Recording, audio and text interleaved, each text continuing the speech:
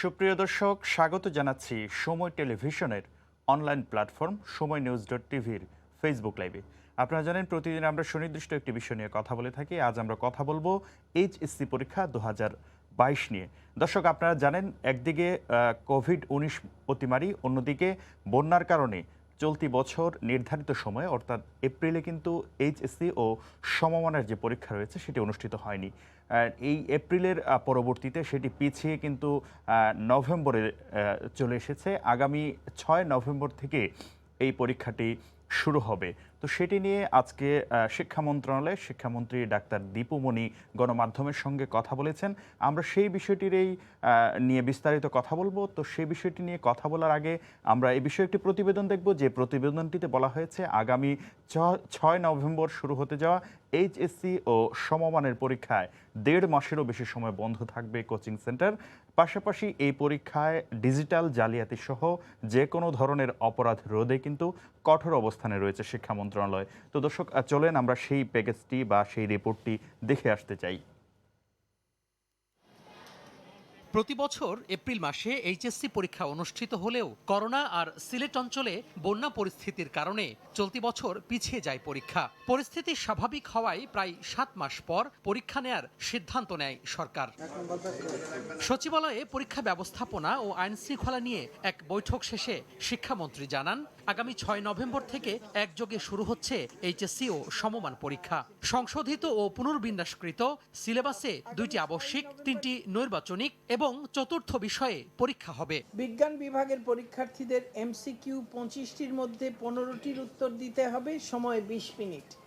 তত্ত্বীয় পরীক্ষায় 8টি প্রশ্নের মধ্যে 3টির উত্তর দিতে হবে, সময় 1 ঘন্টা 40 মিনিট। মানবিক ও ব্যবসায় শাখা পরীক্ষার্থীদের এমসিকিউ 30টির মধ্যে 15টির উত্তর দিতে হবে, সময় 20 মিনিট। তত্ত্বীয় পরীক্ষায় 11টি প্রশ্নের মধ্যে 4টি উত্তর দিতে হবে, সময় 1 ঘন্টা 40 মিনিট।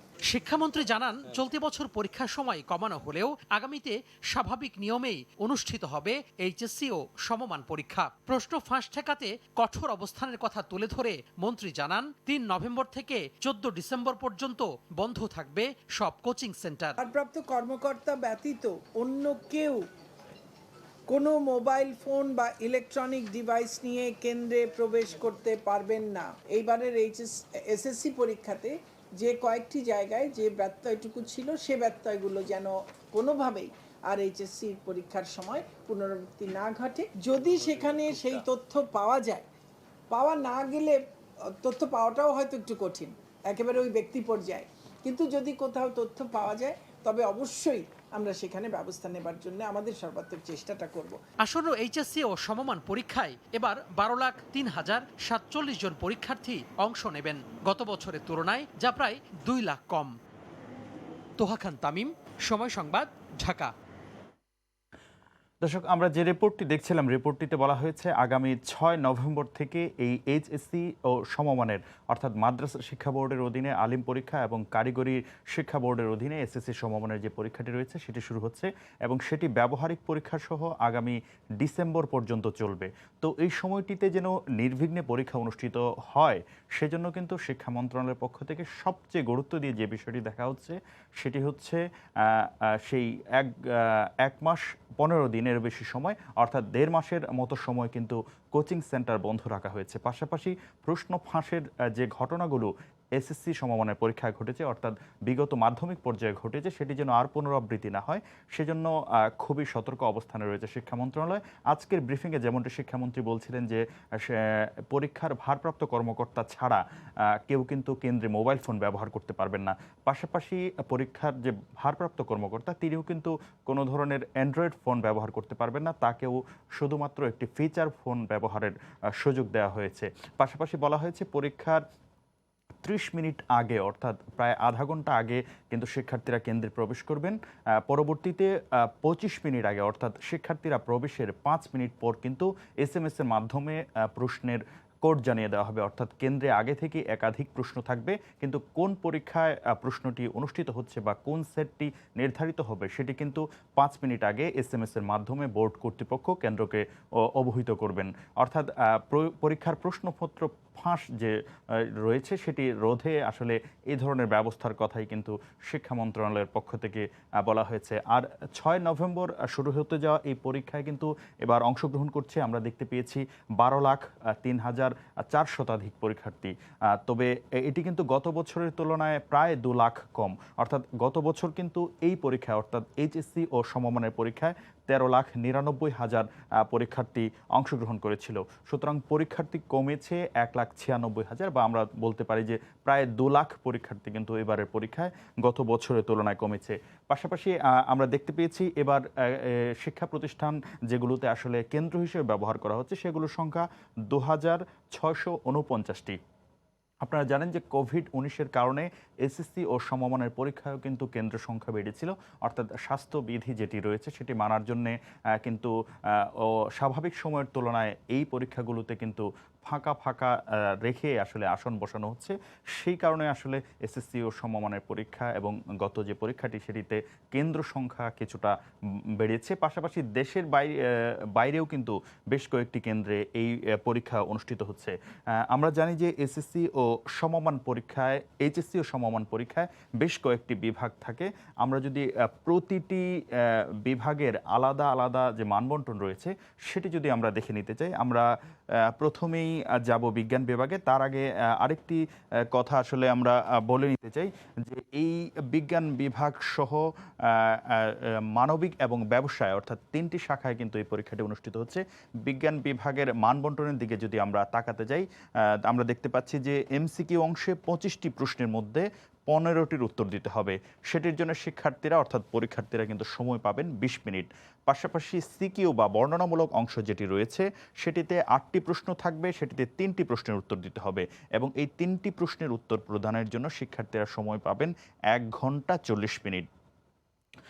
আর এই বিজ্ঞান বিভাগ সহ বাকি যে দুটি বিভাগ রয়েছে সেই দুটি বিভাগেও কিন্তু একইভাবে পুনর্বিন্যাসকৃত সংক্ষিপ্ত সিলেবাস এবং যে 2 ঘন্টার পরীক্ষা সেটি অনুষ্ঠিত হবে। আমরা পরবর্তীতে দেখতে চাই যে আসলে মানবিক ও ব্যবসায় শিক্ষা বিভাগের যে পরীক্ষাটি রয়েছে সেটি কিন্তু এমসিকিউ অংশে 30টি প্রশ্নের মধ্যে শিক্ষার্থীদের 15টির উত্তর দিতে হবে। সেজন্য সময় পাবেন তারা 20 মিনিট এবং বর্ণনামূলক বা সিকিউ অংশ যেটি রয়েছে সেটিতে মানবিক ও বিজ্ঞান ব্যবসায় শিক্ষা বিভাগের জন্য 11টি প্রশ্নের মধ্যে 4টির উত্তর দিতে হবে। সেটির জন্য সময় থাকবে 1 ঘন্টা 40 মিনিট। অর্থাৎ 2 ঘন্টার পরীক্ষায় শিক্ষার্থীরা কিন্তু এমসিকিউ এবং সিকিউ দুটি পার্টি অংশগ্রহণ করবেন এবং দুটির জন্য তারা সর্বমোট সময় পাবেন হচ্ছে দুটি মিলে 1 ঘন্টা 40 মিনিট এবং 20 মিনিট। সুতরাং সব মিলিয়ে তারা কিন্তু 2 ঘন্টার মতো সময় পাচ্ছেন। আমরা যদি আরেকটু দেখে নিতে চাই যে শিক্ষামন্ত্রী কিন্তু এই ব্রিফিংয়ের মাধ্যমে বেশ কয়েকটি ঘোষণা দিয়েছেন। সেটির মধ্যে রয়েছে কোচিং সেন্টার বন্ধ, যেটি 3 নভেম্বর থেকে 14 ডিসেম্বর পর্যন্ত দেশের সব কোচিং সেন্টার বন্ধ থাকবে। অর্থাৎ এই 42 দিন কোচিং সেন্টার কোনো ধরনের কার্যক্রম চালাতে পারবে না। সাধারণত কোচিং সেন্টার সহ শিক্ষকদের বিরুদ্ধে যে প্রশ্ন ফাঁসের যে অভিযোগ রয়েছে সেটি ওঠার পর থেকেই কিন্তু এসএসসি এবং এইচএসসি অর্থাৎ পাবলিক পরীক্ষাগুলো যখন চলে ঠিক সেই সময়ের মধ্যে কিন্তু কোচিং সেন্টারগুলো বন্ধ রাখার নির্দেশনা দেওয়া হয়। পাশাপাশি আরেকটি বিষয় বলা হয়েছে যে যেহেতু কোভিড-19 এবং বন্যার কারণে সংক্ষিপ্ত সিলেবাসে বা পুনর্বিন্যাসকৃত সিলেবাসে পরীক্ষা অনুষ্ঠিত হচ্ছে, আগামী বছর থেকে কিন্তু সেটি পূর্ণাঙ্গ সিলেবাসে অনুষ্ঠিত হবে। সেই ক্ষেত্রে সিলেবাসটা কিন্তু পুনর্বিন্যাসকৃত থাকবে এবং নম্বর যেটি এবছর কমিয়ে আনা হয়েছে বা সময় যেটি কমিয়ে আনা হয়েছে সেই নম্বর এবং সময় সেই ক্ষেত্রেও কিন্তু পূর্ণ সময় এবং পূর্ণ নম্বরে পরীক্ষা অনুষ্ঠিত হবে বলে শিক্ষামন্ত্রী জানিয়েছেন। পাশাপাশি শিক্ষামন্ত্রীর ব্রিফিংয়ে কিন্তু আরেকটি দিক উঠে এসেছে, অর্থাৎ এই যে পরীক্ষা যেটিকে নির্বিঘ্ন করার জন্য শিক্ষা মন্ত্রণালয় এবং বোর্ড কর্তৃপক্ষ কাজ করছে সেটিতে আসলে অভিভাবক এবং শিক্ষার্থীরাও যেন তাদের যে দায়িত্ববোধ রয়েছে সেটি পালন করেন। যেমনটি এই প্রশ্ন সংগ্রহ এবং এই প্রশ্ন কেনাবেচার সঙ্গে কিন্তু শিক্ষকরা যেমনি জড়িত থাকেন তার পাশাপাশি অভিভাবকদেরও কিন্তু এক ধরনের আগ্রহ থাকে তাদের সন্তানকে ভালো ফলাফল করানোর জন্য সেই ফাঁস হওয়া প্রশ্ন কেনার ক্ষেত্রে সেই বিষয়টি সম্পর্কেও কিন্তু সচেতন থাকতে অভিভাবকদের প্রতি শিক্ষামন্ত্রী আহ্বান জানিয়েছেন। আমরা জানি যে শিক্ষা মন্ত্রণালয় প্রতি বছরই এই পরীক্ষাটিকে নির্বিঘ্ন করার জন্য যে ধরনের পদক্ষেপ গ্রহণ করে সেগুলোকে ডিঙিয়ে এই পরীক্ষার প্রশ্ন ফাঁস ঘটে। আমরা যেমনটি দেখতে পেয়েছি চলতি বছরের এসএসসি অর্থাৎ মাধ্যমিক পর্যায়ের যে পরীক্ষা রয়েছে সেটিতে দুটি বোর্ডে কিন্তু পরীক্ষা গ্রহণের ক্ষেত্রে এই প্রশ্ন ফাঁস এবং ভুল প্রশ্ন বিতরণের ক্ষেত্রে নানা বিড়ম্বনায় পড়তে হয়েছে শিক্ষার্থীদের।